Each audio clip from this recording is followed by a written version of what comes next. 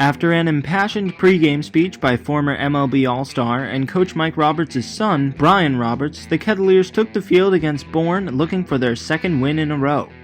Joe Nahas started the game with a 1-2-3 first, but let Bourne get a run home off a sac fly that scored Jackson Greer, who had doubled earlier in the second. Nahas would stay on top of his throws after that, though, and he was backed up by excellent Cotuit defense today, including a ranging catch by first baseman Joey Loperfido in the third.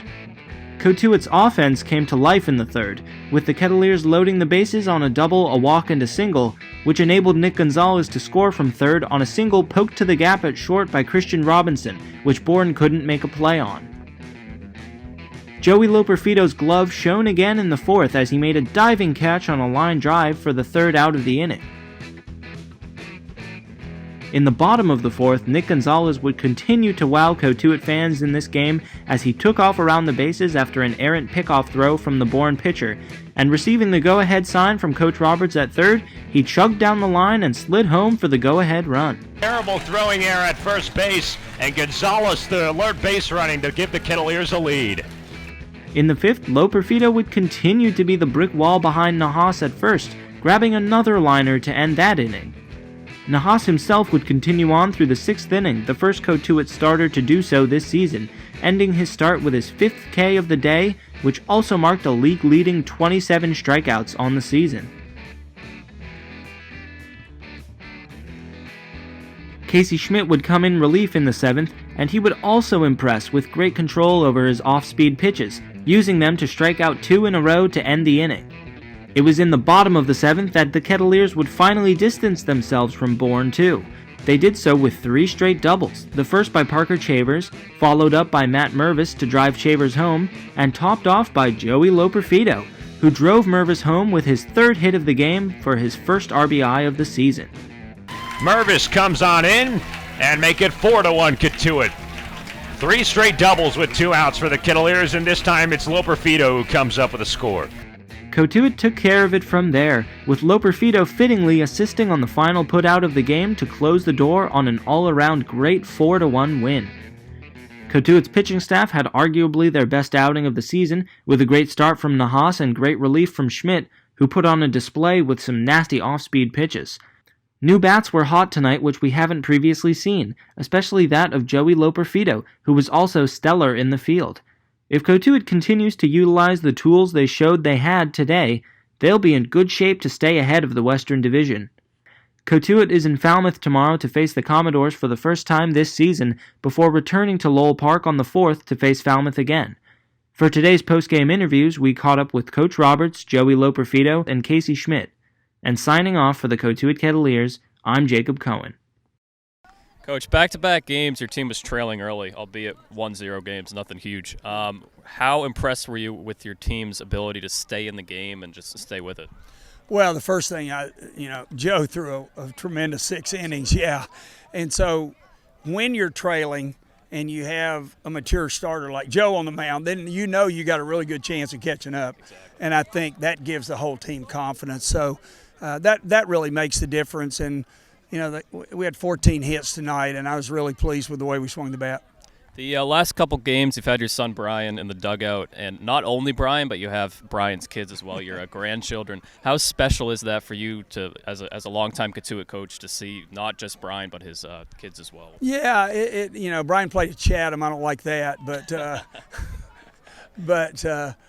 for him to visit with the players, I think is very helpful, and I think he enjoys it, and going back to when he played in the Cape League, and I think the players enjoy it. And I actually, when he was visiting with him today in the dugout, I actually walked out, so I didn't know much of what he did. So he's got so much more knowledge than I do that I just kind of get away from him, let him share it, and not try to get in the way. So you had a great game today, obviously, hitting, fielding, all this stuff. And in the modern baseball game, there's a lot of emphasis on hitting, and you had a few really nice defensive plays at first base. How important is it for you to keep up that solid defensive effort? It's important. I personally like playing defense. I think it's fun. I take a lot of pride in being able to play a bunch of different positions. So I think it's important, and I like doing it. So just like to play hard and make plays.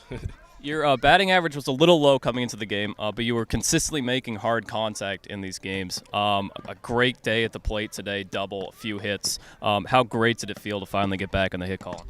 It felt good.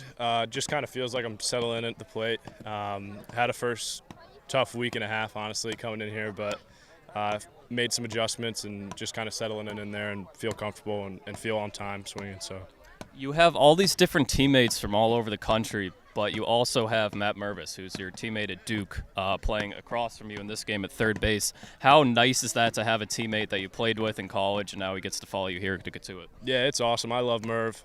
We played together last summer in Kalamazoo in the Northwoods, and we're good buddies at school. So it's just nice. It's comfortable. We throw together before the games, and we hang out afterwards. So it's comfortable. It's awesome. Great. I love Merv. Casey Schmidt had a big game pitching for Cotuit after coming in from third base. It was the top of the 7th inning. Cotuit was only up by a run, and there was a runner in scoring position.